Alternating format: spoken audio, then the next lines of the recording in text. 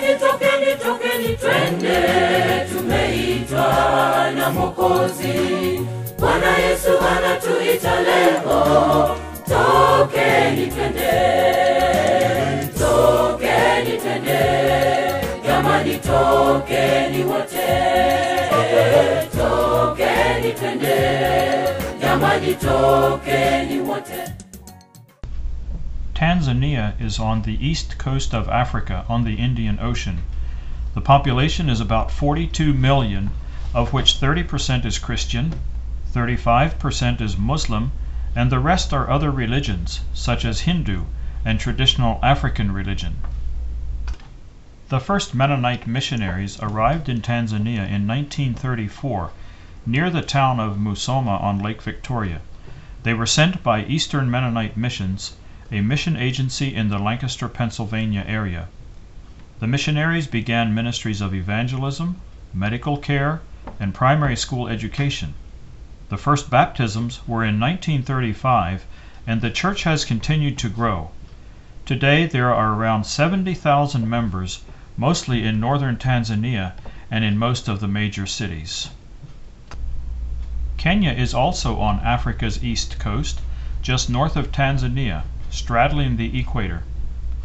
The Mennonite Church spread to western Kenya from the church in Tanzania, which was just across the border from them.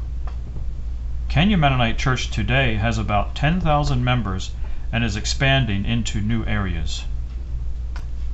Most of the local churches are led by unordained lay pastors. In rural areas, they might be subsistence farmers with only primary school education.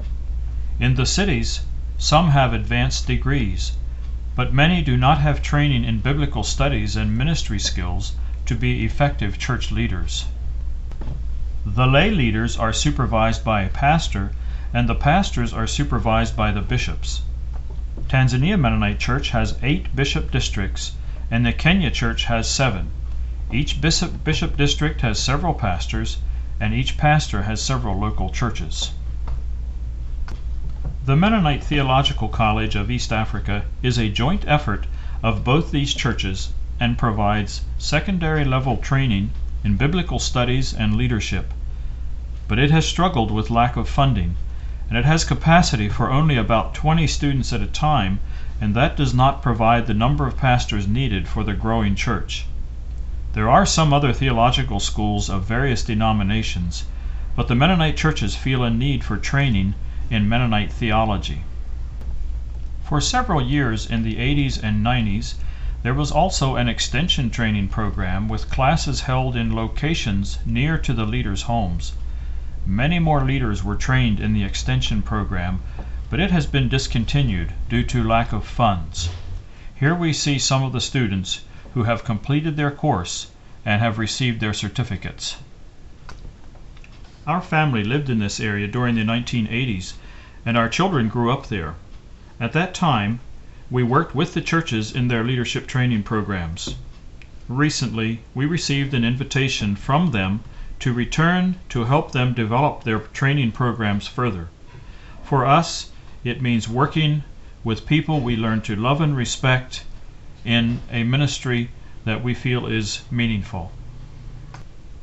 What do we expect to be doing? It is not pioneer evangelism to unreached people. The church is capable of that and is engaged in evangelism, and the church is growing. It is working in partnership with established churches to help them develop their vision for leadership training. Our goal is to see programs that they can continue to operate after we leave. We will be available to teach courses and workshops as they invite us, from biblical studies to ministry skills to health issues. It is working to deepen the roots of the church, growing in breadth, but needs to also grow in depth. The church seems to be growing branches faster than it can develop roots. And it is looking for ways to connect our churches across the miles. Our Western churches have institutions and experience and a rich faith tradition that we would like to share. African churches have deep spirituality and sensitivity to God that we can learn from. As we share our resources, we are all stronger and able to follow God's call.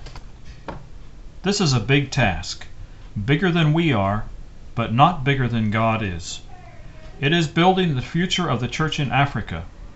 God is working, the gospel is spreading, and it takes working together. As you consider what it means for you, consider also what it means for the young man or woman who is feeling a call from God, or the village farmer who is giving his best efforts to lead a local congregation and will be prepared through the leadership training programs of the Tanzania and Kenya Mennonite churches.